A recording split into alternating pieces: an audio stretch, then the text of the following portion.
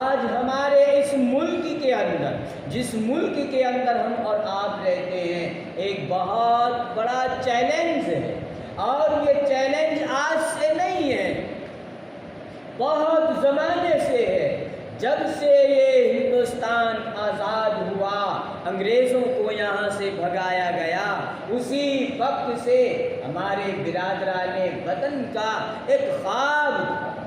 ان کا ایک پلان تھا۔ اس پلان میں آج تک یہ کامیاب نہیں ہوئے، حتیٰ کہ جب ملک تقسیم ہو گیا، ملک آزاد ہو گیا،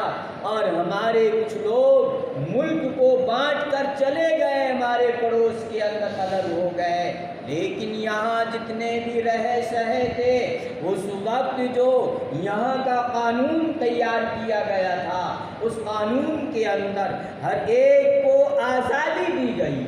اس قانون کے اندر ہر ایک کو اپنے مذہبی رسم و رواج کے اعتبار سے، اپنے مذہبی طور و طریق کے اعتبار سے زندگی گزارنے کا پورا حق دیا گیا ہے۔ ہمارے یہاں کے آئین کے اندر، ہمارے یہاں کے دستور کے اندر یہ بات موجود ہے کہ اس ملک کے اندر سینکڑوں ہزار لاکھ کی آبادی جو ہے، سینکڑوں ہزار کروڑوں کی جو آبادی ہے، تو اس میں کتنے ہی ادیان کے ماننے والے، کتنے ہی مذاہب کے لوگ یہاں پہ رہتے ہیں۔ ہر مذاہب والوں کو اپنے اپنے مذہب کے طریقے پہ چلنے کی اجازت دی گئی ہے ہمارے ملک کے قانون کے اندر، لیکن یہ گاہ بگاہ چھیڑ خانی کرتے ہیں اور یہ چاہتے ہیں کہ ملک کے اندر ایک قانون۔ ارے بھائی، ایک قانون تو ہے، اگر کوئی چوری کرتا ہے تو سب کے لیے قانون ایک ہے، اس میں نہ کوئی عیسائی کے لیے الگ ایکٹ ہے، قانون ہے، نہ مسلمانوں کے لیے، نہ ہندوؤں کے لیے، نہ پارسیوں کے لیے، نہ جینیوں کے لیے، نہ بدھسٹ کے لیے، قانون تو سب کے لیے برابر ہے۔ ہاں، جب یہاں کے قانون نے آزادی دے دی ہے کہ اپنے مذہب کے اعتبار سے ہر ایک اپنی زندگی گزارے، اپنے مذہب کے اعتبار سے اپنے دین کو باقی رکھے، لیکن آج بڑے زور و شور سے یہ مسئلہ اٹھا ہوا ہے کہ ایک ملک ایک قانون، جس کو سول کوڈ کا نام دیا جا رہا ہے، اور اس میں اگر یہ کامیاب ہوتے ہیں تو بہت سے دھرم کے لوگوں کو اس کے اوپر ٹھیس پہنچے گی۔ کیا وہ یہ کہے گا کہ تمام عقائد کے اعتبار سے صرف ایک رب کو ماننے لگ جاؤ؟ وہ ایسا قانون نہیں بنائے گا، وہ تو اپنے دیوی دیوتاؤں کے خیال سے بنائے گا، تو یہ اسلام کے بھی خلاف ہوگا، عیسائیت کے بھی خلاف ہوگا، اور سکھوں کے خلاف بھی ہوگا، چونکہ وہ لوگ بھی ایک واحد گرو کے قائل ہیں۔ اسی طریقے سے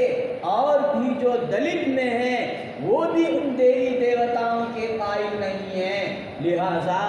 اس ملک کے اندر بہت بڑی آبادی کے خلاف یہ قانون جا رہا ہے۔ اس لیے ہمارے ملک کے اندر اس بات کی اجازت دی گئی ہے، اور سپریم کورٹ کی طرف سے یہ اجازت ملی ہوئی ہے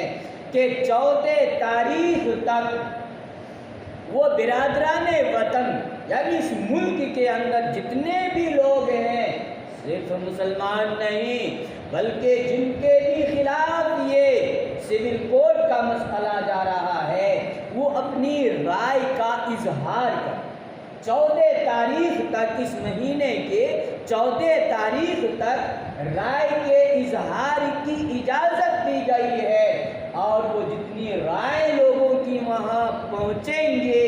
اور پھر سپریم کورٹ کے چیف جسٹس جو ہے اس کے اوپر وہ غور کریں گے، نظر ڈالیں گے کہ پورے ملک سے کتنے لوگوں کی رائے آئی ہے کہ یہ قانون نہیں چاہیے، اس کے اعتبار سے سپریم کورٹ اس فیصلہ دے۔ اس لیے ہمارے اکابرین کی طرف سے، مسلم پرسنل لا بورڈ کی طرف سے، جمعیت علماء ہند کی طرف سے اور دیگر اکابرین کی طرف سے یہ پیغام آیا ہے کہ مسلمانوں کو، سکھوں نے، چاہے وہاں اکالی ہو یا کانگریس ہو یا کوئی اور پارٹی ہو، ان تمام نے بیک زبان ہو کر کے اعلان کر دیا کہ ہمیں یہ قانون نہیں چاہیے۔ لہذا یہ جن جن کے بھی خلاف جا رہا ہے ان کو آواز اٹھانی چاہیے، اور آواز اٹھانے کا مطلب یہ نہیں ہے کہ آپ ڈنڈے لے کر کے سڑکوں پہ کھڑے ہو جائیں، اب تلوار لے کر کے میدان میں اتر جائیں، بلکہ یہ جمہوری ملک ہے۔ اس جمہوری ملک کے اندر رائے شماری کی اہمیت دی گئی ہے، اسی لیے سپریم کورٹ نے ہم لوگوں سے رائے شماری کا مطالبہ کیا ہے کہ ہر ایک اپنی اپنی رائے وہاں تک بھیجیں۔ اس کے بھیجنے کا طریقہ یہ ہے کہ انہوں نے یہ مسلم پرسنل لا بورڈ نے ایک یہ کیا کوڈ جو دیا ہے، لہذا اس کو اپنے جس کے پاس اسکرین والا موبائل ہے اس کے ساتھ اسکرین کو ٹچ کریں اور ان کے پاس یہ میسج بھیجیں تاکہ آپ کا نام وہاں تک جائے اور آپ بھی اس میں شمار ہو جائیں کہ یہ بھی اس قانون کی مخالفت میں ہیں، اور وہاں جتنے زیادہ سے زیادہ تعداد میں میسج پہنچیں گے اسی اعتبار سے سپریم کورٹ کوئی فیصلہ لینے کے حق میں ہوں گے۔ اسی لیے وہاں سے یہ آدیش آیا ہے کہ مسلمانوں کے ایک ایک فرد کو چاہیے کہ اس کے اوپر میسج ڈالیں، لہذا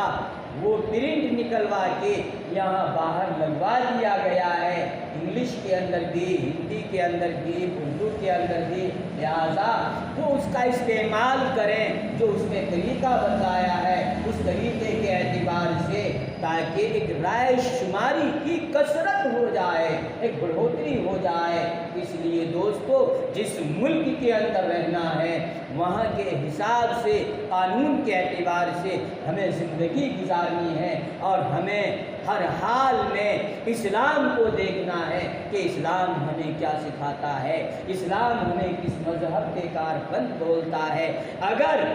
ہمیں یہ کہہ دیا جائے قانون کے اعتبار سے تو مسجد نہ بناؤ، مسجد میں اکٹھے نہ ہو، نماز نہ پڑھو،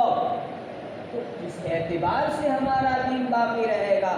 اگر یہ قانون پاس کر دے کہ جو نکاح کا طریقہ اسلام نے بتایا اس نکاح اس طریقے سے اب نکاح نہیں ہوگا، بلکہ گورنمنٹ جو طریقہ طے کرے اس طریقے سے آپ کو نکاح کرنا ہوگا، تو ہمارا نکاح ہی نہیں ہوگا، تو ہمارا دین کہاں بچے گا؟ اس لیے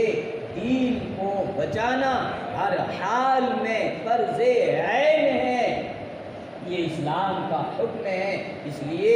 میں پہلے بھی 2 جمعوں سے یہ کہہ رہا ہوں کہ ہر ایک آدمی سنجیدگی کے ساتھ اس پہ غور کرے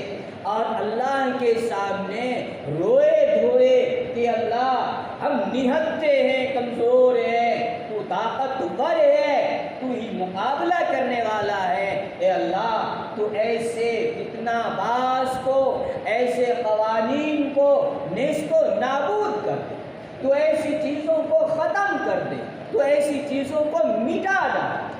اللہ تبارک و تعالیٰ چاہے گا تو منٹوں کے اندر یہ ساری چیزیں ختم ہو جائیں۔ اس لیے دوستو، اللہ تبارک و تعالیٰ ہم سب کو صحیح سمجھ عطا فرمائے اور ان چیزوں پر عمل کی توفیق مرحمت فرمائے۔